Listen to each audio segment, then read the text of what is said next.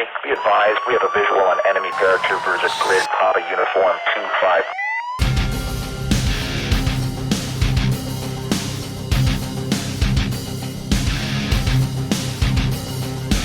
India ಹಾಗೂ ಪಾಕಿಸ್ತಾನ ನಡುವೆ ಯುದ್ಧದ ವಾತಾವರಣ ನಿರ್ಮಾಣ ಆಗ್ತದೆ. ಇನ್ನು ದೇಶಾದ್ಯಂತ ಮಾಕ್ ಡ್ರಿಲ್ ಕೂಡ ನಡೀತಾ ಇರುವಂಥದ್ದು. ಅದರಂತೆ ಮೈಸೂರಿನ ಅಂಬಾವಿಲಾಸ ಅರಮನೆ ಮುಂಭಾಗ ಕೂಡ ಮಾಕ್ ಡ್ರಿಲ್ ಕೂಡ ನಡೀತಾ ಇರುವಂಥದ್ದು. ಅಂತ ಅಂದರೆ ಯುದ್ಧ ನಡೆದಂಥ ಸಂದರ್ಭದಲ್ಲಿ ಜನಗಳ ರಕ್ಷಣೆ ಹೇಗೆ ಮಾಡ್ಕೋಬೇಕು, ಒಂದು ವೇಳೆ ಬಾಂಬ್ ದಾಳಿ ಆದಂಥ ಸಂದರ್ಭದಲ್ಲಿ ಗಾಳಿ ಮುಖಾಂತರ ಅಂದರೆ ಜೆಟ್ ಮುಖಾಂತರ ಬಾಂಬ್ ದಾಳಿ ಆದಂಥ ಸಂದರ್ಭದಲ್ಲಿ ಯಾವ ರೀತಿಯಾದಂತಹ ಜನಗಳ ರೆಸ್ಪಾನ್ಸ್ ಮಾಡಬೇಕು ಮತ್ತು ಯಾವ ರೀತಿಯಾದಂತಹ ಕಾರ್ಯಾಚರಣೆ ಮಾಡ್ತಾರೆ ಅಂತೇಳಿ ಈಗಾಗಲೇ ಸಂಪೂರ್ಣವಾದಂತಹ ಮಾಕ್ ಡ್ರಿಲ್ ಕೂಡ ಮಾಡ್ತಾ ಇರುವಂಥದ್ದು. ಈ ದೃಶ್ಯಗಳು ಕೂಡ ಗಮನಿಸ್ತಾ ಇದ್ದೀರಾ.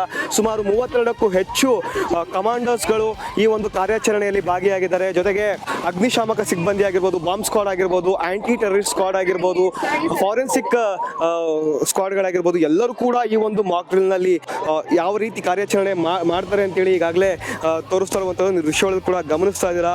ಮೈಸೂರಿನ ಅಂಬಾವಿಲಾಸ ಅರಮನೆ ಸುತ್ತಮುತ್ತಲಿನ ಪ್ರದೇಶಗಳಲ್ಲಿ ಬಾಂಬ್ ದಾಳಿ ಆದಂಥ ಸಂದರ್ಭದಲ್ಲಿ ಯಾವ ರೀತಿಯಾದಂತಹ ಕಾರ್ಯಾಚರಣೆ ಮಾಡ್ತಾರೆ ಅಂತೇಳಿ ಈಗಾಗಲೇ ಸಾಕಷ್ಟು ಯೋಧರು ಕೂಡ ಸಜ್ಜಾಗಿದ್ದಾರೆ. ಅಂದರೆ ಒಂದು ವೇಳೆ ಬಾಂಬ್ ದಾಳಿ ಆದಂಥ ಸಂದರ್ಭದಲ್ಲಿ ಯಾವ ರೀತಿ ನಾವು ರೆಸ್ಪಾನ್ಸ್ ಮಾಡ್ತೀವಿ ಅನ್ನೋದು ಕೂಡ ಇದು ಕ್ಲಿಯರ್ ಕಟ್ ಆಗಿ ತೋರಿಸ್ತಾ ಇರುವಂಥದ್ದು. ಜೊತೆಗೆ ಸಾರ್ವಜನಿಕರನ್ನ ಹೇಗೆ ರಕ್ಷಣೆ ಮಾಡಬೇಕು, ತಮ್ಮನ್ನು ತಾವು ಹೇಗೆ ರಕ್ಷಣೆ ಮಾಡ್ಕೋಬೇಕು ಅಂತೇಳಿ ಸಂಪೂರ್ಣವಾದಂತಹ ಒಂದು ಮಿಮಿಕ್ ಅಂದರೆ ಒಂದು ರಿಹರ್ಸಲ್ ರೀತಿ ಮಾಡ್ತಾ ಇರುವಂಥದ್ದು. ಸದ್ಯದ ಪರಿಸ್ಥಿತಿಯಲ್ಲಿ 32 ಕಮಾಂಡರ್ಸ್ಗಳು, 300ಕ್ಕೂ ಹೆಚ್ಚು ಪೊಲೀಸ್ ಸಿಬ್ಬಂದಿಗಳಾಗಿರ್ಬೋದು, ಜೊತೆಗೆ ಬೇರೆ ಬೇರೆ ಡಿಪಾರ್ಟ್ಮೆಂಟ್ನ ಸಿಬ್ಬಂದಿಗಳು ಈ ಒಂದು ಮಾಕ್ ಡ್ರಿಲ್ನಲ್ಲಿ ಭಾಗವಹಿಸ್ತಾ ಇರುವಂಥದ್ದು. ಈ ದೃಶ್ಯಗಳು ಕೂಡ ಗಮನಿಸ್ತಾ ಇರ್ಬೋದು.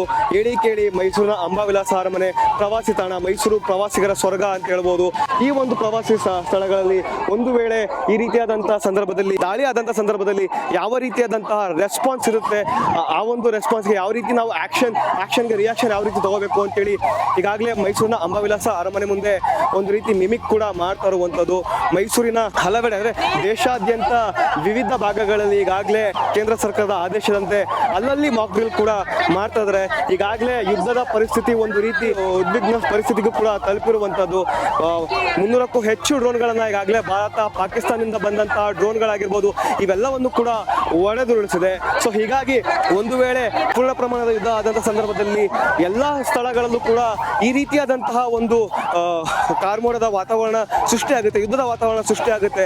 ಆ ಸಂದರ್ಭದಲ್ಲಿ ಒಂದು ವೇಳೆ ದಾಳಿ ಆದಂತಹ ಸಂದರ್ಭದಲ್ಲಿ ಯಾವ ರೀತಿ ನಮ್ಮ ಸೇಫ್ಟಿ ತಗೋಬೇಕು, ಜೊತೆಗೆ ನಾವು ಸೇಫ್ಟಿ ತಗೊಳ್ಳೋದ್ರ ಜೊತೆಗೆ ಬೇರೆಯವರು ಕೂಡ ಹೇಗೆ ಈ ಒಂದು ದಾಳಿಯಿಂದ ಬಚಾವ್ ಮಾಡಬೇಕು ಅಂತೇಳಿ ಈಗಾಗಲೇ ಮೈಸೂರಿನ ಅಂಬಾವಿಲಾಸ ಅರಮನೆ ಮುಂಭಾಗ ಈ ಒಂದು ಮಾಕ್ ಡ್ರಿಲ್ ಕೂಡ ಮಾಡ್ತಾ ಇದ್ದಾರೆ. ಸುಮಾರು 32ಕ್ಕೂ ಹೆಚ್ಚು ಕಮಾಂಡರ್ಸ್ಗಳ ಮುಖಾಂತರ ಈ ಒಂದು ಮಾಕ್ ಡ್ರಿಲ್ ಕೂಡ ನಡೀತಾ ಇರುವಂಥದ್ದು. ಒಟ್ಟಾರೆ ಮುಂದಿನ ದಿನ ಏನಾದ್ರು ಈ ರೀತಿಯಾದಂಥ ದಾಳಿ ಆದಂಥ ಸಂದರ್ಭದಲ್ಲಿ ಯಾವ ರೀತಿಯಾದಂತಹ ನಮ್ಮ ರಿಯಾಕ್ಷನ್ ಇರುತ್ತೆ, ಜೊತೆಗೆ ನಾವು ಯಾವ ರೀತಿಯಾದಂಥ ಸೇಫ್ಟಿ ಪ್ರಿಕಾಷನ್ಸ್ಗಳನ್ನ ತಗೋಬೇಕು, ಮತ್ತು ನಮ್ಮ ಮಿಲಿಟರಿಗಳಾಗಿರ್ಬೋದು ಅಥವಾ ನಮ್ಮ ಕಮಾಂಡರ್ಸ್ಗಳು ಯಾವ ರೀತಿ ರಕ್ಷಣೆ ಮಾಡ್ತಾರೆ ಅಂತೇಳಿ ಈಗಾಗಲೇ ಒಂದು ಮಾಕ್ ಡ್ರಿಲ್ ಕೂಡ ಮೈಸೂರಿನಲ್ಲಿ ನಡೀತಾ ಇರುವಂಥದ್ದು. ಕ್ಯಾಮ್ರಾ ಪರ್ಸನ್ ಸತೀಶ್ ಜೊತೆ ಚಂದನ್ ಬಲರಾಮ್, ಇಂಡಿಯನ್ ಟಿವಿ, ಮೈಸೂರು.